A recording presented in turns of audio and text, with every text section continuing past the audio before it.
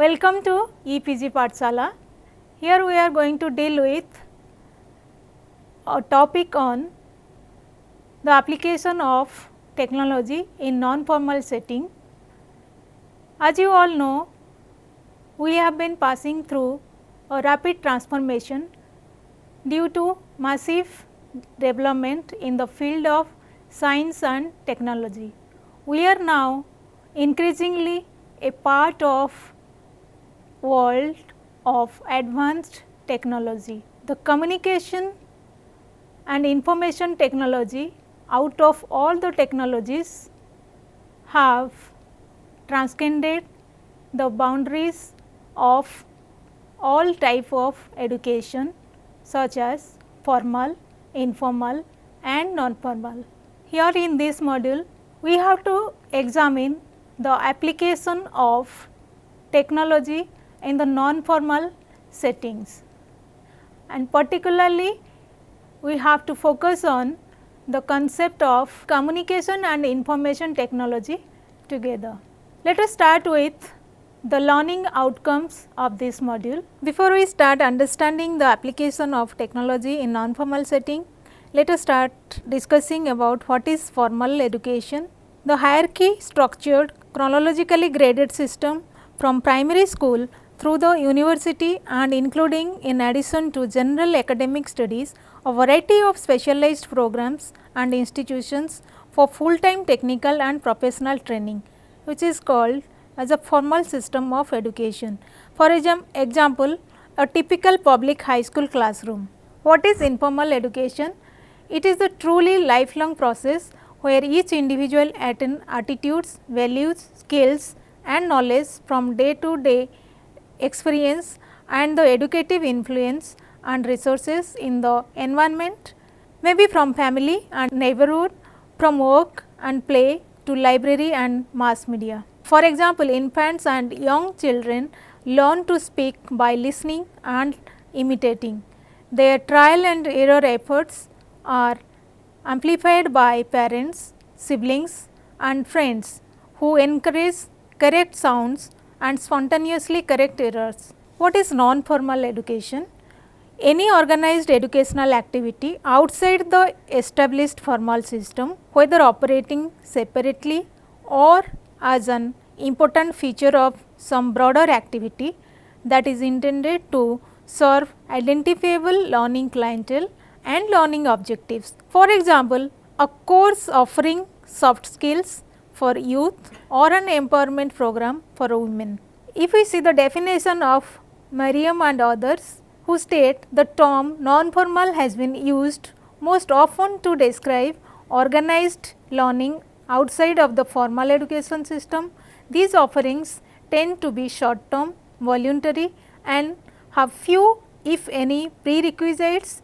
However, they typically have a curriculum and often a facilitator. In a broader sense, non-formal education is more similar to the concept of continuing and lifelong learning, as it is not bound by any hierarchically structured and chronologically graded education system and is more oriented towards enhancing the life skills of the learners in an informal way. Such learning may or may not involve face-to-face interaction with teachers. More often, non-formal educational programs are implemented with the help of specially trained instructors or teachers and sometimes with the proactive involvement of community members as the main facilitators. So, non-formal education is clearly defined against formal education. However, sometimes non-formal education and informal educations are used interchangeably, but this is not actually accurate. Let us see the characteristics of non-formal education. First thing, it is target group. Non-formal education is meant for mainly for the adults who could not receive education in a formal setting of education or who want to continue with their study of their further professional development. Non-formal education caters to the needs of people from different socio-economic and religious background. Those are deprived of receiving education through a formal setting. Then another characteristics of non-formal education is time scale. Time scale here means as the target group is here mostly adult learners, so it must offer part-time course to the learners. Learning for the adult learners is mostly a learning for the adult learners is mostly a secondary activity, as the participant is engaged in earning for a livelihood or engaged with some other responsibilities. The next characteristics of non-formal education is relevance. The content of non-formal education must be need based and relevant to the age group concerned. Adult learners receive education remaining within the community.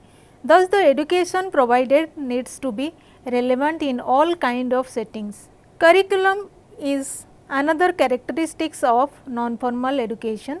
Non-formal education must offer education to meet learner defined needs. The curriculum must be open rather than restricted. Non-formal education is problem based and controlled by learners. One more characteristics of non-formal education is methods. Learner is the center of education in the non-formal settings. Thus, the method of teaching shifts the focus of instruction from the teacher to the student. The learner chooses to how he will learn and access his own learning. Objectives is one more characteristics of non-formal education. Here the aims of non-formal education is to develop learner autonomy and interdependence by putting the responsibility for the learning path in the hands of the students. In this non-formal setting, the learning objectives are set by students themselves. One more characteristics of non-formal education is orientation. The need of the adult learner is mostly to acquire knowledge and skills for the present situation to fit into a new world of work, or to sharpen the skills required for the existing occupation. Depending on various contexts of learners, it may cover educational programs to impart adult literacy, basic education for out of school children, life skills, work skills and general cultures. Let us discuss the application of technology in non-formal educational setting. Supply of the printed course material that is prepared in a self-instructional format. Traditional audio and video technologies such as radio and television are being used in supporting and imparting education since a long time in formal setting of education, for example, schools and colleges. It is widely recognized now that they are able to facilitate in fostering equity in terms of access to education in non-formal settings, also through enhancing the reach of education to one and all by eliminating the obstacles of time, space and distance. The underlying principles for the use of technology are attached mostly to meet the needs of adult community. The knowledge of technology based education should guide all facilitators as they play their role in sensitizing the importance of technology in education in a non-formal setting. The multimedia approaches for learners in a non-formal settings are available to increase access to its learners, such as supply of the printed course material that is prepared in a self-instructional format, provision of facilities for contact counseling session at the study centers, organizing residential session or weekly end sessions for intensive coaching, broadcasting of lessons through radio and television, production of audio tapes and availing them to students, provision of continuous evaluations through assignments. Audio conferencing, it can be thought of as an extended telephone conversation, but instead of talking with only one person, you may be talking with several or more participants located at multiple sites. It is a convenient means of bringing learners from different locations together to participate in effective discussions. And audio conferencing is an effective communication tools for sharing information, ideas, experiences. It is also not much expensive to design and implement. Video conferencing, it is a means by which small groups of physically distant learners and instructors or educators can hold discussion in real time, during which they are able to interact with each other. Video conferencing may be used in two ways, one way video conferencing and two way video conferencing. One-way video conferencing.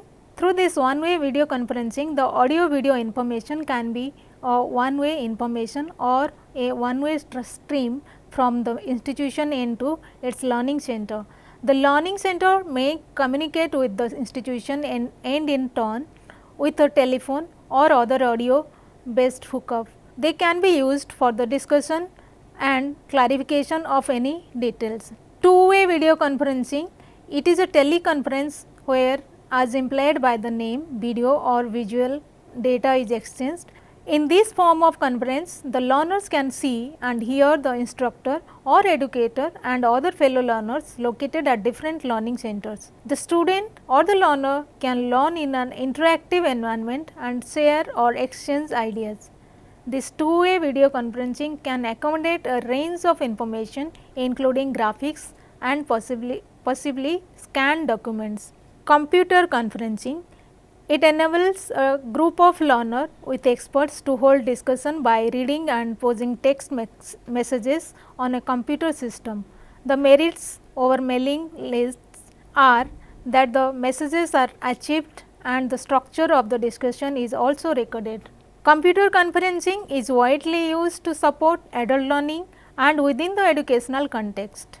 Computer conferencing refers to computer based meeting for exchange of pictures, words, graphics, etc. between multiple sites. Special hardware and software systems are used to support computer conferencing activities in both real time and non-real time. Computer assisted learning or CAL. The term computer assisted learning covers a range of computer based packages. These packages are planned to provide interactive instruction usually in a specific subject area and many predate the internet. Computer aided assessment CAA. This is meant to provide a means or methods for students to assess their own progress and understanding of the material. With no human feedback or very sophisticated artificial intelligence, this usually means some form of objective test delivered as an online quiz, because it is objective and the possible responses are known. The feedback can also be automated or programmed. Students can therefore receive immediate feedback. This use of CAA for self diagnosis or formative assessment can be quick to set up and, if used wisely, can provide valuable feedback on the effectiveness of the course to the course tutor.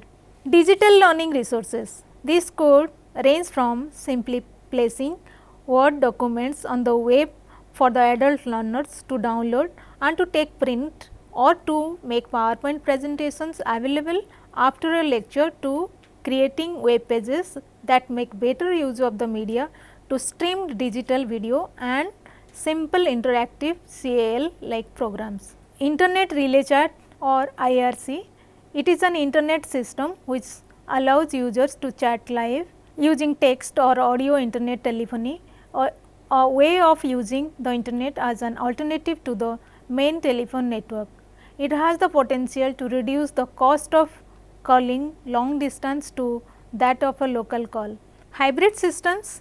Through these systems such as web board combine threaded discussion lists, IRC and email lists, following users to switch easily between the two depending on the nature of the discussion. For example, Yahoo Groups, which is a free online service allowing the user to set up a web based email discussion list with optional forwarding to and replies from his normal email account.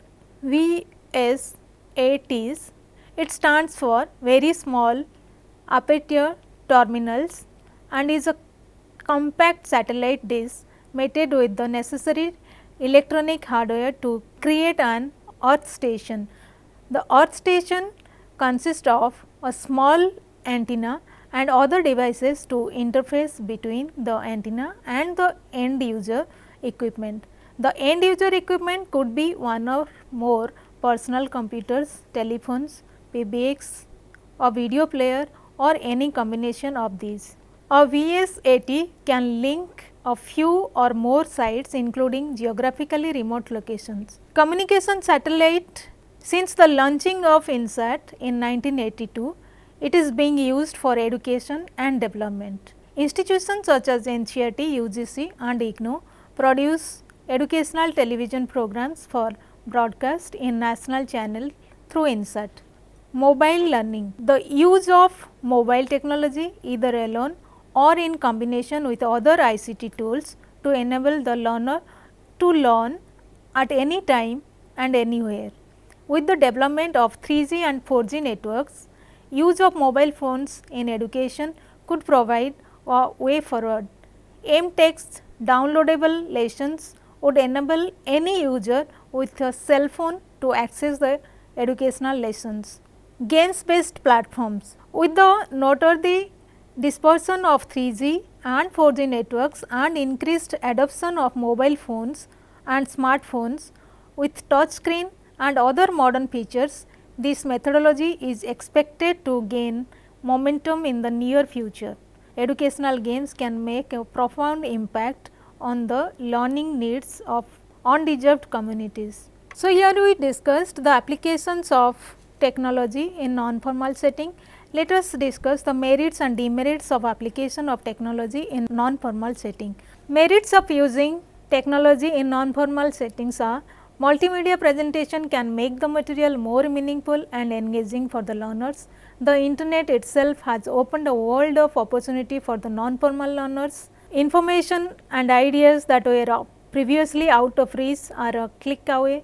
The learners with any sort of needs can connect, share and learn on a global scale. Technology, especially the computer and internet based technology, is quite competent in providing learning experiences in the form of drill and practice. It helps in identifying and solves problems for accessing information and knowledge about various related topics. Learners can access anything at any time and anywhere. They can learn at their own pace as per educational need and context. Non-formal education programs using the latest ICTs are beginning to provide workers with the opportunity to pursue lifelong learning. Technology makes the tasks of the non-formal learners easy so far as their access to various educational materials is concerned. Instructors can post their course materials or important information on a course website, and the learners can study at a time and location they prefer and can obtain the study material very quickly. Technology helps in providing truly individualized learning experience in which students learn as individuals and not as a homogeneous group. Individualized learning experience can make the students relate to the content, go forward and backward in the content, start at any point depending upon prior knowledge instead of always in a predetermined fixed sequence or as per the group instruction. It ensures high speed delivery of content with wide reach. It provides alternative modes of education, for example, distance education, online educations, virtual educations, by making education more accessible beyond the traditional time and space paradigm. Education is no longer limited to the privileged few. Even those who are downtrodden and poor can learn all the ideas and concepts which were like a dream to them in earlier times. And it is all possible because of advanced use of technology. It democratizes education. It allows non-formal learners to continue to earn a living while attending classes during their spare time. So, there are so many merits of using technology in non-formal settings. However, there are certain demerits which we can discuss. Initial expenditure of installing technological hardware and software system is very high. Heavy expenditure is also involved in maintaining and upkeeping of the equipment. Without proper maintenance and upgrading, the costly technological equipment lose their applicability as the technologies are in a constant flux. Many non-formal learners may not have the access to educational technological tools like computer, internet, e-TV, etc. at home. Everyone do not equally benefits from the use of technology in education. In country like India, not only many students, but a large number of educational institutions remain deprived of technology owing to financial issues. The multimedia package mainly available in English language. Technological failure or breakdown either due to poor maintenance or hardware or updating of software usually disrupts the instructional process and leaves the learners in a confused state. So, here after understanding the demerits of application of technology in non-formal setting, let us discuss the cautions in applying technology in non-formal settings. Set of guiding principles. Learner must know that what are expected from them. They must be explained in advance how any technology works. They must understand the goals for using a particular technology in education. Encourage learner interaction. In order to ensure that the students are engaged with the material, they may be involved in discussing video presentation in group or by searching for and summarizing their own web researches. Otherwise, it may lead to passive learning or when students watch a video or read web content with no follow up. Facilitate access. Copies of video, audio or other materials used in the learning process of non-formal learners should be kept reserved in the library of the local study center to be reviewed by them. So, vary technology. Adult learners join a certain course after a gap. Thus, it might be difficult in their part to stay connected or focused while learning by themselves without the help of teachers. That is why maintaining of their motivation to complete the learning task is very important. By adopting different technology, students may be helped to stay focused and active in their learning tasks without getting bored. Ensure equal opportunities for all. We have to make sure that media based experiences can be enjoyed by all the students, including the differently abled learners. All students must get equal chance to actively participate in technology lest or technology mediated lesson without any fear or favor on any grounds. Select appropriate technology. Evidence suggests that educational technologies can improve student achievement so long as such tools are integrated thoughtfully into teaching and learning. When digital capabilities like online environments are incorporated meaningfully into instruction, learners have new opportunities to learn and achieve. Matching learning outcomes to appropriate technologies is an important step for effectively integrating technology into classroom teaching and learning. Technology will benefit the learning of it, enhances the presentation of a concept, motivates the learners and provides an authentic learning experience. One more question which can be kept in mind, set ethical principles. For the meaningful and honest use of the content that is available in the media or internet, students should be provided with clear cut guidelines based on ethical use of others' intellectual property, be it write-ups, photographs, video or audio clips, charts, diagrams, presentations, books, etc. Students should be encouraged to refer, but at the same time be cautioned not to plagiarize others' work or even to use others' work in their own project without due acknowledgement or without permission. Let us summarize the module. As you will know, we are passing through rapid transformation and information and communication technology have already entered into the all type of systems of education, and non-formal education system is also not remained untouched from the application of technology. In this module, we understood the different types of education, that is formal, informal and non-formal. Non-formal education is basically meant for the adult learners, and we discuss the various applications of technology in the non-formal education system in the form of audio conferencing, video conferencing, computer assisted learning, etc.